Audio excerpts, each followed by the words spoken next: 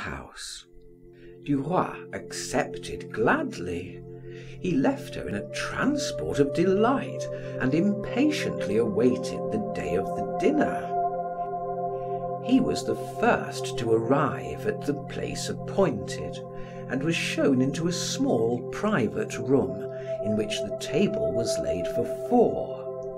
That table looked very inviting with its colored glasses, silver, and candelabra. Duroy seated himself upon a low bench. Forestier entered and shook hands with him with a cordiality he never evinced at the office. "The two ladies will come together," said he. "These dinners are truly delightful." Very soon the door opened and Mesdames Forestier and de Marelle appeared, heavily veiled, surrounded by the charming mystery necessary to a rendezvous in a place so public. As Duroy greeted the former, she took him to task for not having been to see her. Then she added with a smile, "Ah, you prefer Madame de Marelle. The time passes more pleasantly with her." When the waiter handed the wine list to Forestier, Madame de Marelle exclaimed, "Bring the gentlemen whatever they want.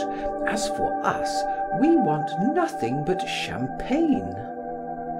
Forestier, who seemed not to have heard her, asked, "Do you object to my closing the window? My cough has troubled me for several days." "Not at all." His wife did not speak. The various courses were duly served, and then the guests began to chat.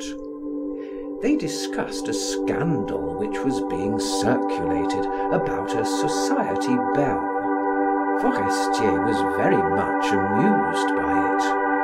Duroy said with a smile, "How many would abandon themselves to a caprice, a dream of love, if they did not fear that they would pay for a brief happiness with tears and an irremediable scandal?" Both women glanced at him approvingly. Forestier cried with a skeptical laugh, "The poor husbands!" Then they talked of love.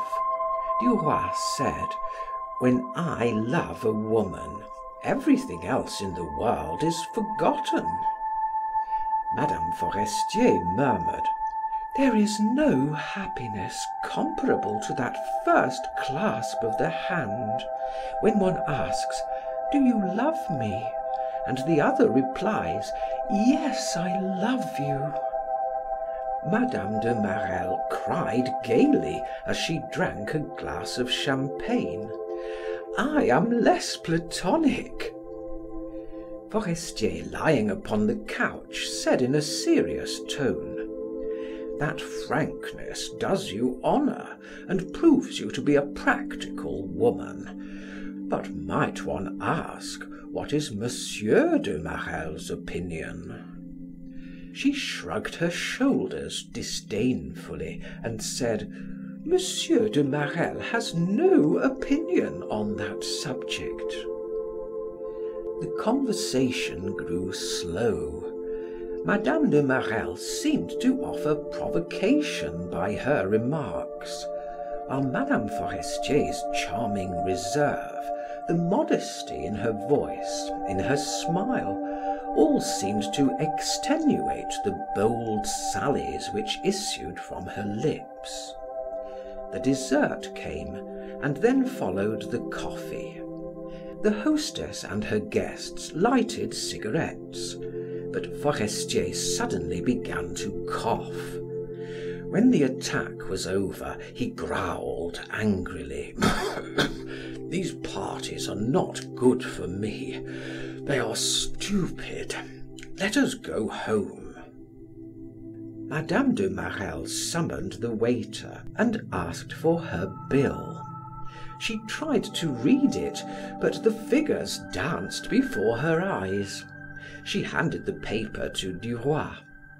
"Here, pay it for me. I cannot see." At the same time she put her purse in his hand. The total was 130 francs. Duroy glanced at the bill, and when it was settled, whispered: "How much shall I give the waiter?" "Whatever you like, I do not know." He laid 5 francs upon the plate and handed the purse to its owner, saying: "Shall I escort you home?" "Certainly. I am unable to find the house." They shook hands with the Forestiers and were soon rolling along in a cab side by side. Duroy could think of nothing to say. He felt impelled to clasp her in his arms. If I should dare, what would she do? Thought he.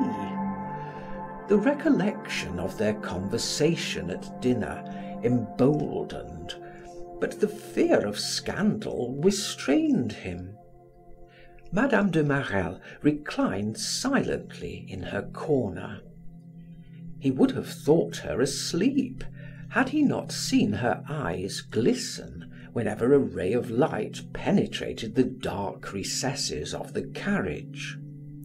Of what was she thinking? Suddenly she moved her foot nervously, impatiently. That movement caused him to tremble, and turning quickly, he cast himself upon her, seeking her lips with his. She uttered a cry, attempted to repulse him, and then yielded to his caresses as if she had not the strength to resist. The carriage stopped at her door, but she did not rise. She did not move, stunned by what had just taken place. Fearing that the cabman would mistrust something, Duroy alighted from the cab first and offered his hand to the young woman. Finally she got out, but in silence. Georges rang the bell, and when the door was opened, he asked timidly: "When shall I see you again?" She whispered so low that he could barely hear her: "Come and lunch with me tomorrow." With those words she disappeared. Duroy gave the cabman a 5-franc piece and turned away with a triumphant, joyful air. He had at last conquered a married woman, a woman of the world, a Parisian. How easy it had been!